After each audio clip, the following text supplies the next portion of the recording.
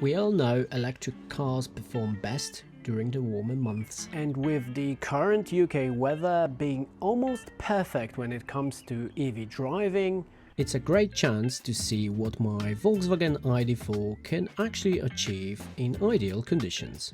The plan is pretty simple. We are setting off from Milton Keynes and heading to Cheltenham in Gloucestershire. My Volkswagen ID.4 is the 21 plate first edition model with 77 kWh battery with over 70,000 miles on the clock, and today I'm finding out what kind of range it can really deliver. After first 10 miles to Buckingham, the energy consumption figures are looking really promising.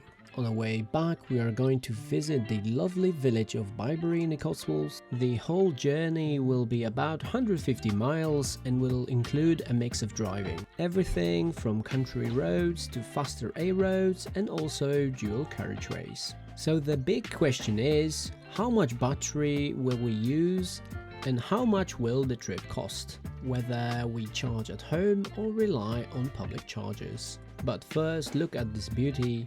A 1969 Porsche 912, one of the few ICE cars I would happily have in my garage. The drive to Cheltenham went by really quickly. First the familiar route to Oxford, then almost an hour on the A40. We've arrived with 57% battery remaining, averaging 3.5 miles per kilowatt-hour. As for our destination, Cheltenham actually surprised me. I expected something quite similar to Leamington Spa, and while both towns have that elegant feel, Cheltenham feels a little more refined. I love shots like this, where automotive history meets the future. If you are looking for a great day trip, Cheltenham is definitely worth considering. It's definitely not one of those towns in England that looks like everywhere else. This shot actually captures two big changes in the UK car market.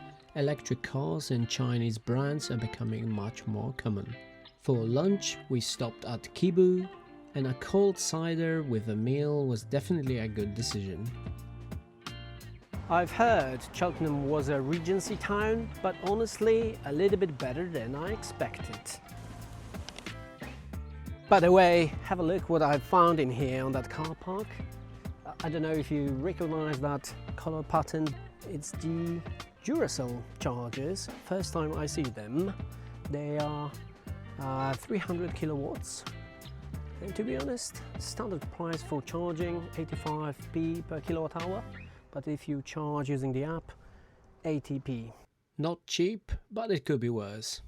Okay, so it's time for our next destination, which is probably called the most charming village in the UK, and I've heard it's quite good to actually visit it after hours. We're gonna visit it probably around 8 p.m. So quite soon we are gonna find out if it's still crowded. The drive to Bibury is about 20 miles and it should take roughly half an hour. It seems that every visit to the Cotswolds has to include some narrow and twisty country lanes. I really love roads like this, although my wife would probably disagree. After another stretch on the faster roads, we're almost there. I'm really glad we've decided to visit Bibury. Personally, I'm not sure if that's the most charming village in the Cotswolds I've seen, but Arlington Row, such a lovely place, probably you've seen it. All it takes is to Google Cotswolds and in the results you're probably going to see that view. I'm really happy that we arrived here quite late, so we had the opportunity to take some family shots with no one in the background. By the way, parking here is free for 3 hours, although finding a space during peak times probably can be a little bit more challenging. The drive from Cheltenham was just 21 miles and it took 40 minutes, averaging 3.3 miles per kilowatt hour. With 45% battery left, we still have around 60 miles to drive.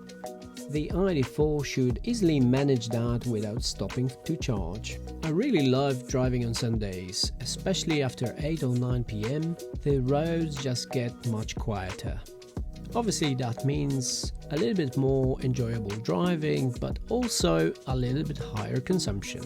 In Oxford there's still 35% battery left, but actually I have to mention one thing. Despite the warm weather, the car is still running on all-season tires, just on smaller 19-inch wheels.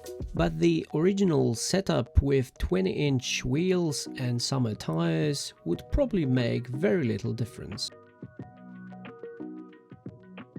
A few miles from home, the car suggested finding a charger, but luckily that charger was already waiting for us. We arrived home with 18% battery remaining after covering 153 miles. The return journey was a little bit quicker, with efficiency dropping slightly to 3.4 miles per kilowatt-hour. Now all that's left to do is plug it in, and the ID.4 will be ready for the next trip before I'm even awake. So let's do a quick summary. The ID.4 covered 153 miles, averaging 3.5 miles per kilowatt-hour. Charging at home, the energy cost for this trip was just £3.50. We used 70% of the battery, which means the car could realistically cover around 220 miles on a full charge in these mixed driving conditions. Keep in mind, this is a 5-year-old EV with over 70,000 miles on the clock. By the way, soon I'm gonna do a proper degradation test of this car. Now a quick cost comparison with ICE cars.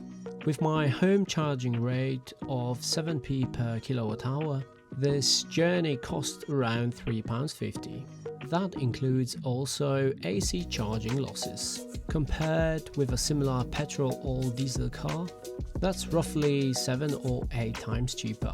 Of course, public charging tells a different story. Using only DC rapid chargers in the UK could make this cost much higher, and in the worst case it could even be more expensive than driving a petrol or diesel car. Let me know what you think about these results in the comments below. If you've liked that content, please subscribe to my channel. It's gonna help me to grow it. Give it a thumbs up, and I'll see you in the next one.